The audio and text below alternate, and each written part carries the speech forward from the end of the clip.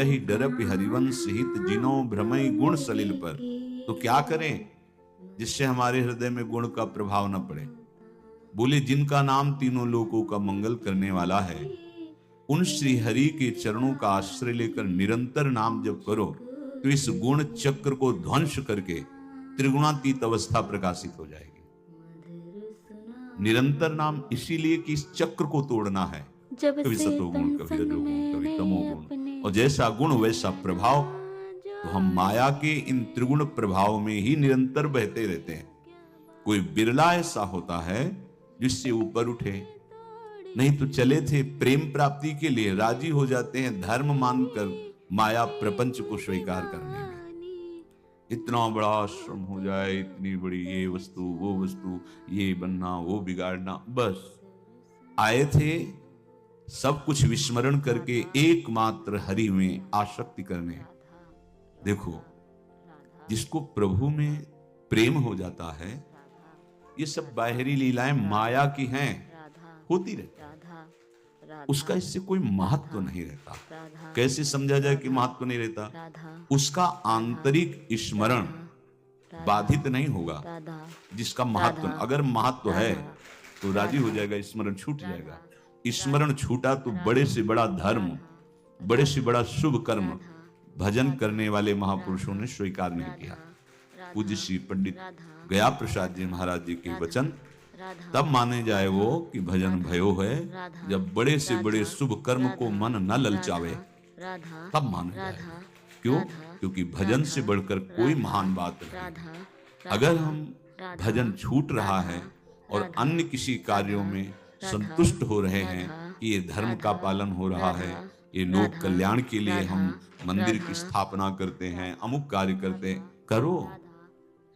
जिनके पास धन है करो, सत्कार्य हैं, पर यदि विस्मरण हुआ प्रभु का, भजन छूटा, तो सो सब धर्म करम जर जाऊ, जहां न राम पद पंकज भाऊ।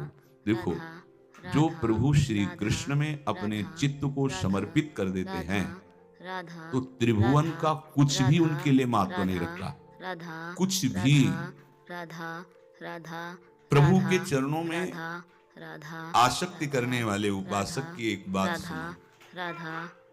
वो अपने किसी प्रिय से कह रही है, सखी भावपन में है, कांता भाव में स्थित है, तो अपने प्रिय सखी से कह रही, ध्यान दीजिएगा। तेरी सखी तुम इतनो करियो काम। अगर हमारा शरीर छूट रहा है, ये बहुत खास बात है। सखी तुम हमारी मित्र हो। अगर हमारा शरीर छूट रहा है तो तुम इतनी बात करना, मेरे कानों में कृष्ण नाम सुना देना। अगर तुम हमारे पास बाद में पहुंची, शरीर छूट गया है, तो सखी तुम इतनो करियो काम, मेरे मृत शरीर की या विधि करियो गति ललाम। सखी तुम इतनो करियो काम। जिसका शरीर छूटता है उसकी अंत्येष्टि क्रिया की जाती है। परिजन लोग सौहार्दवश उसकी अंत्येष्टि किया करते हैं।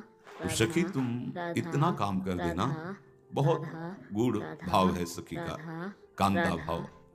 जब मेरा शरीर छूट जाए और तुम पहुंच नहीं पाई, तो अब मेरे शरीर की अंत्येष्टि क्रिया तुम्ही को करनी पड़ेगी। तो क्या करना?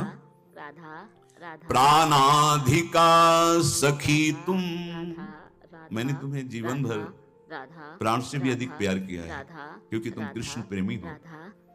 तो कृष्ण प्रेमी कृष्ण के समान ही प्यारा लगता है। और पूछा जाए हृदय की बात, तो कृष्ण से भी अधिक प्यारा लगता है, क्योंकि वो हर समय कृष्ण चर्चा सुनाया करता है।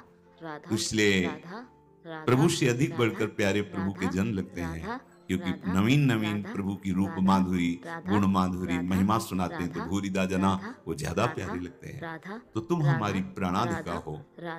प्राणाधिका सखी तुम सगरी, मंत्र दीजियो कान, कृष्ण नाम अति मधुर सुनइयो, जब निकस जाए ये प्राण। मेरे प्राण निकल जाए ना तो भी तुम ये मत मानना कि प्राण निकल गए हैं। मृत देह में भी तुम आकर मेरे कान में कृष्ण कृष्ण, तुम सब सखी मेरे प्राणों से भी अधिक प्रिय हो। मेरी मांग है अंतिम समय कर देना। अगर प्राण रहते हुए सुना दिए तो क्या कहना, लेकिन अगर प्राण भी निकल जाए तो मेरे कान में आकर कृष्ण नाम। ये वैसे सबसे प्रार्थना है, आसपास कहीं कोई भी पशु